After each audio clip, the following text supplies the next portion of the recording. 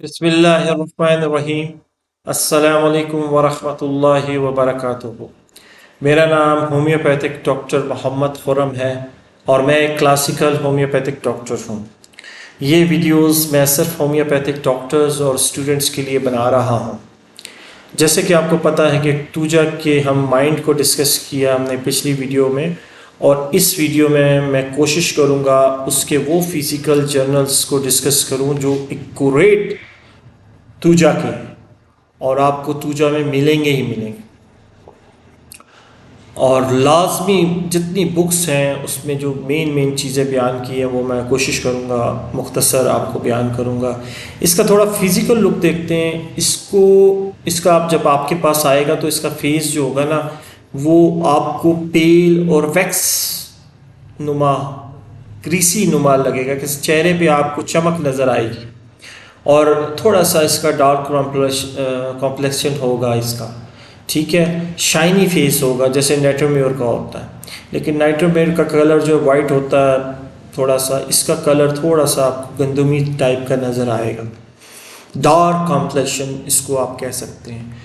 आप इसके बाल देखेंगे तो काले होंगे, बाल मतलब कहने का मकसद है काले होंगे इसके स्पॉट्स इनके। आप इसके हाथों पे देखेंगे, फिज़िकल इसको देखेंगे, चेहरे पे हाथों पे आपको इसके वॉट्स नज़र आएंगे जिसको मोके कहते हैं।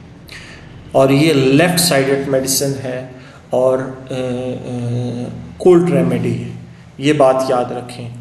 ये बहुत इम्पॉर्टेंट बातें हैं जो आपको बताई जा रही हैं कि ये कौन सी रेमेडी है और किस जगह पे काम करती है। अच्छा, ये अभी हम इसको रीजन बताएंगे कि किस रीजन पे काम करती है, किस सिस्टम्स पे ये तूजा बहुत ज़्यादा अच्छा काम करती है।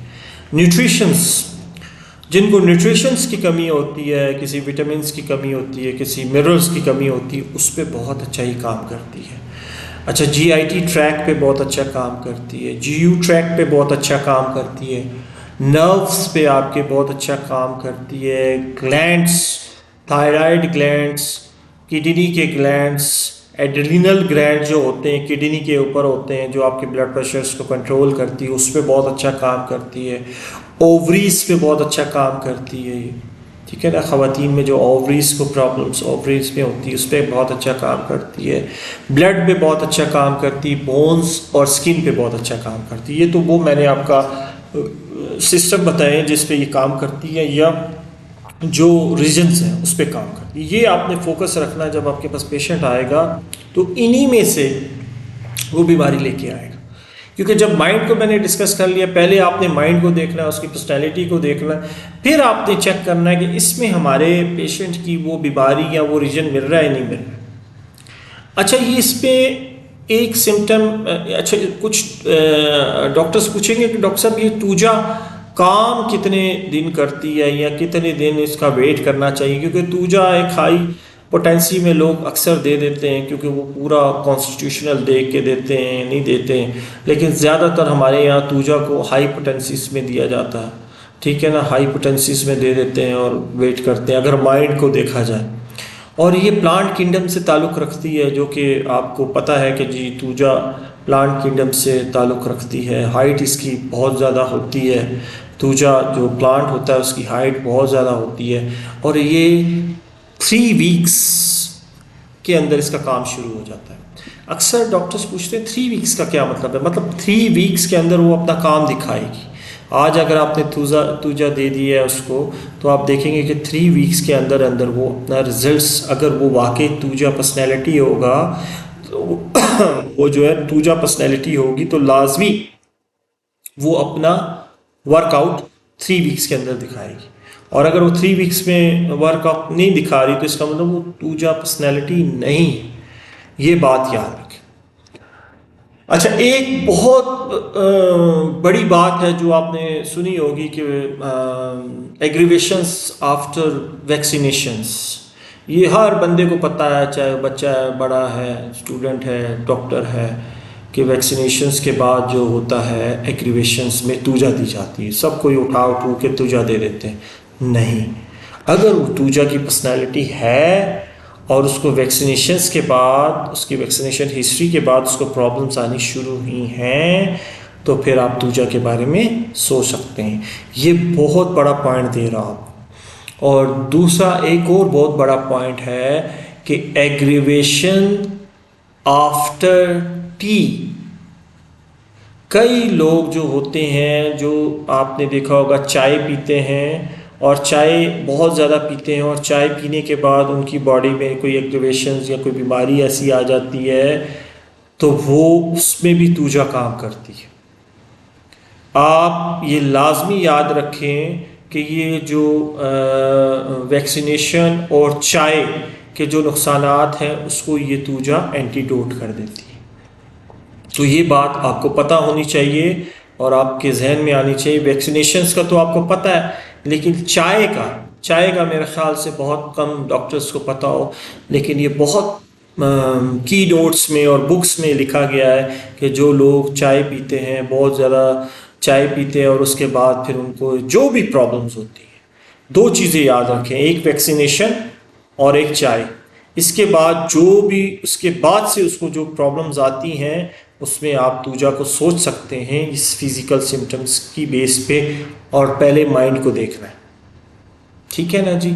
अच्छा, इसमें ये कहता है कि डॉक्टर साहब, मैंने आपको वो नेल्स की बात बताई थी कि वो कहता है मेरे सर में ऐसे लगता है कोई नाखून के साथ ऐसे ऐसे हाथ चला रहा है और उसको दबोच रहा है, ऐसे अंदर की तरफ नेल्स को डाल रहा है और वो ब्रेन तक जा रहा है। ये तूजा की समझ लें वो सेंसेशन होती है जब तूजा को सर में दर्द होती है। अब वो कब होती है दर्द, वो मैं बताता हूँ। तूजा को हमेशा जो सर की दर्द होती है वो रात में होती है। रात में उसको सर में दर्द शुरू हो जाएगी और वो दर्द इतनी शदीद होगी और वो फील करेगा, ऐसे लगेगा डॉक्टर साहब मुझे लगता है कोई नाखून मेरे दिमाग के अंदर मार, ये कहे तूजा। ये आपको लाजमी ये बात कहेगा अगर वो तूजा हो। इसी तरह फिर ये किसी भी जगह पे अगर इसको अरप्शंस या कोई ऐसी चीज़ होगी तो ये जब वहाँ स्क्रैच करेगा तो वहाँ बर्निंग होगी। ये एक PQRS सिम्टम याद रखें कि किसी भी पार्ट में ये जब स्क्रैच करेगा तो कई लोग होते हैं ना जिसको स्क्रैचिंग से मज़ा आता है, कईयों को रेडनेस हो जाती है वो जगह, लेकिन ये जब स्क्रैच करेगा तो वहाँ इसको बर्निंग फील होगी, ऐसे जैसे आग लग गई है उस जगह। तो ये याद रखें कि ये तूजा का वो पॉइंट है जो मैं आपको बता रहा हूँ। अच्छा, इसको देखेंगे कि ये इसमें भी काम आती है, अरप्शंस में ये काम आती है। और अरप्शन जैसे हो जाए, मैंने बताया कि स्क्रैच किया जाए तो फिर इसको ये प्रॉब्लम्स आती हैं। अच्छा, इसके अगर आप पसीने की तरफ जाते हैं, इसका एक पसीने का जो सिम्टम है वो बहुत PQRS है। याद रखें कई लोग ऐसे हैं जो पसीने से ही PQRS सिम्टम्स सर्च करते हैं और मेडिसिन देते हैं क्योंकि वो उसका PQRS होता है। मैं भी आपको वो सिम्टम बता रहा हूँ जो उस मेडिसिन का PQRS। इसको अनकवर पार्ट पे पसीना आएगा, अनकवर पार्ट। इसको जिस्म के अंदर आप देखेंगे ये महसूस नहीं कहेगा मुझे पसीना नहीं आता, लेकिन इसको पसीना चेहरे पे आएगा, हाथों पे महसूस होगा, लेकिन जो कवर पार्ट होंगे ना उसमें इसको पसीना नहीं आएगा और वो ड्राई और हार्ड होगा। मतलब इसको वो पार्ट जो है ना ड्राई भी होगा और गर्म भी होगा, लेकिन उसको पसीना आएगा। अनकवर पार्ट, ये याद रखें, अनकवर पार्ट पे इसको लाजमी पसीना आता है। ठीक है। अच्छा, एक इसको जो बहुत बड़ी एक बात मैं आपको बताने जा रहा हूँ कि इसको एक्सट्रीमली ये सेंसिटिव होता है टर्म वेदर से। ये जो नमी वाला मौसम होता है और नहाने से इसको प्रॉब्लम होती है, और गेटिंग वेट जब ये गीला हो जाता है उस वक्त इसकी प्रॉब्लम्स बढ़ना शुरू हो जाती है। ठीक है ना, ये याद रखें। और दूसरा, इसको water content fruits and vegetables, इससे इसकी प्रॉब्लम्स बढ़ जाती है।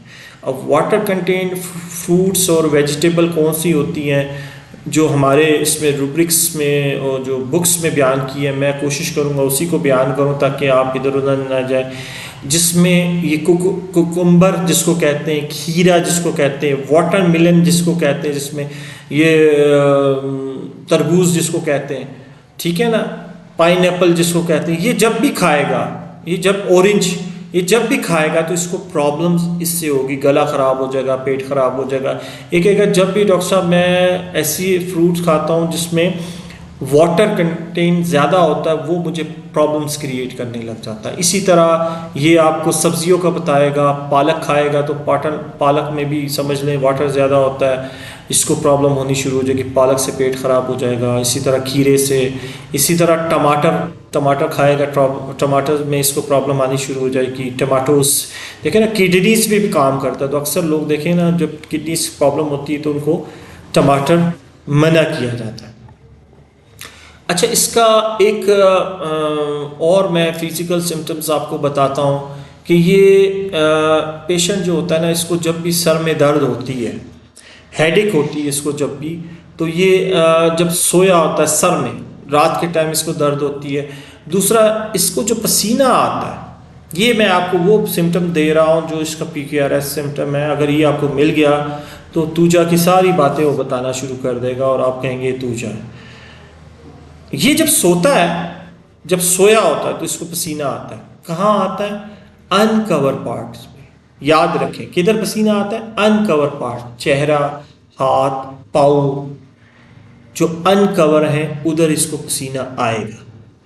और पसीना स्मेली होगा, ऑयली होगा, ऐसे लगेगा ऑयल लगा हुआ है, ग्रीसरी होगा, चमकदार पसीना होगा। ये भी याद रखें, ये भी PQRS सिम्टम है।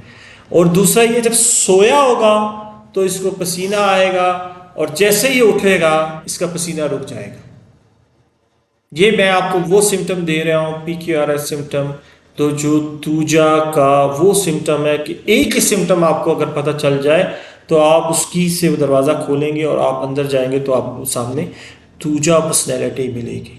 ये कितनी बुक्स में चीज़ें लिखी हुई हैं कि पसीना आएगा उस वक्त जब वो सोया होगा और वो अनकवर पार्ट पे पसीना आएगा। आम हालात में भी उसको पसीना आएगा, ऐसे नहीं है कि गर्मी है तो पसीना नहीं आ रहा होगा, लेकिन आएगा। ज़्यादा जो पसीना आएगा और पसीने की हद जो होगी वो अनकवर पार्ट पे होगी। पहला पॉइंट। दूसरा पॉइंट, वो जब रात को सोएगा उस वक्त या दोपहर को सोएगा, उसको उस वक्त पसीना आएगा। और पसीना जब आएगा जब वो सोया होगा, और जैसे उठेगा तो उसका पसीना क्या होगा? बंद हो जाएगा, रुक जाएगा। और स्मेली होगा, सौर खट्टा पसीना, स्मेली पसीना होगा। आसपास के लोग फील करेंगे कि किस तरह का स्मेल आ रही है उसमें से, ठीक है ना। और एक और सिम्टम है जो बुक्स में लिखा हुआ है तूजा के बारे में, आपको ये मद्देनज़र रखना है। आपसे अगर पेशेंट आपको ये पॉइंट दे देता है इनडायरेक्टली, तो इसको ज़्यादातर जो स्मेली पसीना आता है, हनी लाइक पसीना होता है, जेनेटल ऑर्गन्स के करीब करीब आता है। और उसकी स्मेल ऐसी होती है जैसे शहद की स्मेल होती है। और वो उस पसीने को अगर आप हाथ में वो लेता है या उसको ऐसे लगाता है तो थिक होता है, गाढ़ा होता है, ऐसे जैसे गाढ़ा कोई शहद की तरह। ये बात आपको अगर पेशेंट खुद बता देता तो ये तो बहुत बड़ी PQRS सिम्टम आ जाता है, ठीक है ना। तो ये बताना ज़रूरी है हमें डॉक्टर्स को कि ये मद्देनज़र रखें। हम तूजा को सिर्फ वार्ड्स पे नहीं दे सकते, पहले तूजा के माइंड को समझें, उसकी पर्सनैलिटी को समझें, फिर उसके फिज़िकल जर्नल वो समझें जो सिर्फ तूजा में। मैं वो समझा रहा हूँ सिर्फ तूजा में, ठीक है ना। अच्छा, इसके जो डिस्चार्जेस होंगे ना, ये ग्रीन टाइप के होंगे या येलोइश होंगे, ये होंगे। और ये और बहुत सारी मेडिसिन में आते हैं, मैं आपको वो भी बता देता हूँ। काली सल्फ में होते हैं, नेट्रप सल्फ में होते हैं, तूजा में होते हैं और पसरटीला में होते हैं। 3-4 मेडिसिन हैं, इसमें आपको मिल जाएंगे। अगर आपको पेशेंट आके कहता है डॉक्टर साहब मेरे जो सिक्रीशंस हैं, जो नज़ला निकलता है या जो बलगम आती है या जो पसीना आता है, सिक्रेशंस किसी किस्म की भी होती हैं, तो वो किस तरह किस कलर के होते हैं? ग्रीनिश, येलोइश और स्मेली। ये बात याद रखें, ठीक है। अच्छा, इसको चक्कर जब आता है अक्सर, ये एक मैं आपको वेटिगो का एक वो पॉइंट दे रहा हूँ जो तूजा में है। एक दो मेडिसिन और हैं, उसमें भी है, लैक्सिस में भी है।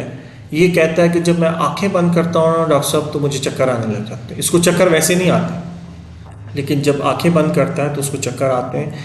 तो ये तूजा में भी है, लैक्सिस में भी ये आपको सिम्टम मिल जाएगा। तो ये आपने मद्देनज़र रखना है। अगर आपके पास कोई पेशेंट ऐसा आता है, वो तूजा पर्सनैलिटी से ताल्लुक़ रखता है और उसको चक्कर आते हैं, तो आप उससे पूछते हैं कि भाई आपको चक्कर किस तरह के आते हैं, आप डिटेल्स में जाएं, पूरी केस टेकिंग करें।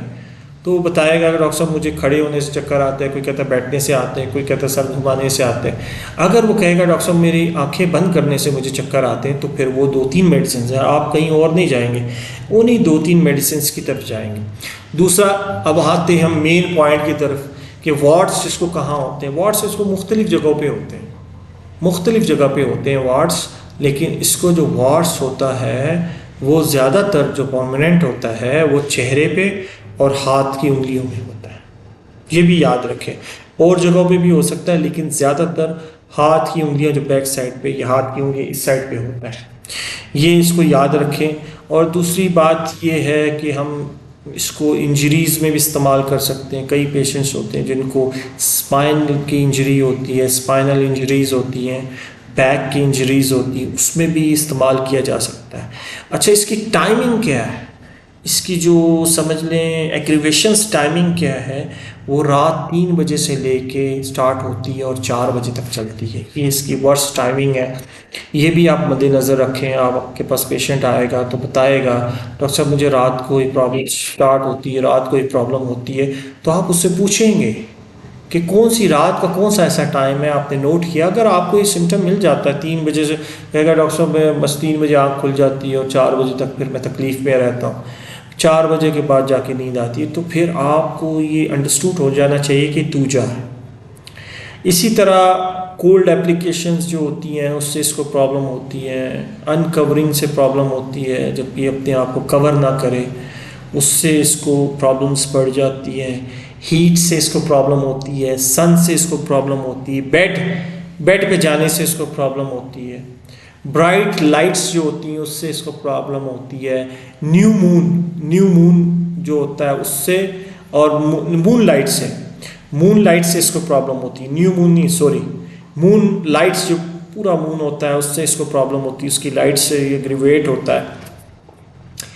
इसकी जो टाइमिंग मैंने बताई, रात को 3 बजे से लेके 6 बजे तक भी कभी चलती है, कभी 4 बजे तक चलती है। अगर बहुत एग्रीवेट हो तो 6 बजे तक तो लाजमी जाती है, ठीक है। और सुबह तक थोड़ी बहुत अर्लियर, 6 बजे के करीब अर्लियर होता है। कई पेशेंट आपको 1 से 4 बजे बताएंगे, कई 3 से 4 बताएंगे, लेकिन 6 से पहले और 3 और 6 के बीच में आपने ये चीज़ याद रखनी है। अल्टरनेट डेट्स पे होती है इसकी प्रॉब्लम्स जो होती है, आज ठीक है, कल फिर शुरू हो जाएगी, फिर एक दिन ठीक रहेगी, फिर शुरू हो जाएगी। न्यू मून और फुल मून आपने जहन में रखना है कि फुल मून, न्यू मून में इसको प्रॉब्लम होती है। और बहुत ज़्यादा जो इसको एग्रीवेटेड प्रॉब्लम होती है वो होती है टच से, कोई इसको टच ना कर ले, इससे ये डरता है, इससे ये खौफ ज़्यादा होता है कि मुझे कोई टच ना करे। रेस्ट करने से इसको ये समझ ले प्रॉब्लम होती है कि अगर ये जब रेस्ट कर रहा होता है, रेस्ट करते हुए इसकी जान जाती है कि मैं अभी जाऊंगा, सोऊंगा, मुझे रात में ये प्रॉब्लम स्टार्ट हो जाती है। तो ये है इसके, आप देखेंगे बाल भी अनहेल्दी होते हैं। ये आपको मैंने इसका समझ लें एक वो पिक्चर समझाई है तो खुश्क लाजमी बात है। हमारे होम्योपैथिक जो डॉक्टर्स हैं उनके लिए खुश्क नहीं होगी, लेकिन जो एक आम बंदा है वो तो बोलेगा ऐसे ही बोलता जा रहा है। लेकिन आपने इसको समझना है। ये 2 वीडियोज़ हैं, 20-20 मिनट की वीडियोज़ हैं। अगर आपने माइंड को समझना तो माइंड पे चले जाएं, उसको थोड़ा बहुत समझ लें और सही तरीके से उसको डीप जाके देखें। इसी तरह फ़िज़िकल जो मैंने आपको बताया, इन फिज़िकल से आपने हटना नहीं। अगर आप इस फिज़िकल से हट जाएंगे तो मिक्स हो जाएंगे और तूजा आपको समझ नहीं आएगी। तो मेरे ख्याल से मैंने जब तूजा समझी थी तो इसी तरीके से समझी थी।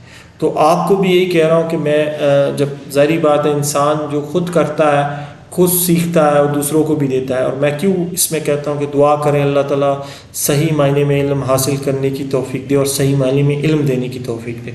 तो मैंने जिस तरह तूजा समझी है, मैंने कोशिश की है कि मैं उस तरीके से आपको समझाऊँ। अगर किसी को कोई प्रॉब्लम हो तो मुझे डायरेक्ट कॉल करें। देखिए मैसेज ना किया करें। मैसेज से ये होता है कि मुझे नहीं समझ आती कि मेरा जो स्टूडेंट है या जो डॉक्टर है या कुलीग है जो मुझसे कुछ पूछना चाह रहा है वो क्या कहना चाह रहा है। तो मैंने तो अपना नंबर दिया हुआ है, आप डायरेक्ट मुझे कॉल करें, मुझसे डिटेल से उस मेरी जो वीडियो है उसके बारे में आप पूछ सकते हैं, उसके रेफरेंसेस पूछ सकते हैं कि डॉक्टर साहब ये आपने बात कहाँ से कही है, अपने से कही है, कोई रेफरेंस है, तो मैं उसको डिटेल से उसको उसकी बात का जवाब दूंगा, उसको मुतमीन करूंगा ताकि वो अपने पेशेंट्स का डिटेल से इलाज कर सके, मुतमीन होकर इलाज कर सके। दुआ करें अल्लाह ताला हम सब के दोनों जहान बना के रखे, दोनों जहानों में जो बेहतर है नसीब करे, जो नहीं है हमसे दूर कर दे, सही मायने में इल्म हासिल करने की तौफीक दे और सही मायने में इल्म देने की तौफीक दे। अल्लाह हाफ़िज़।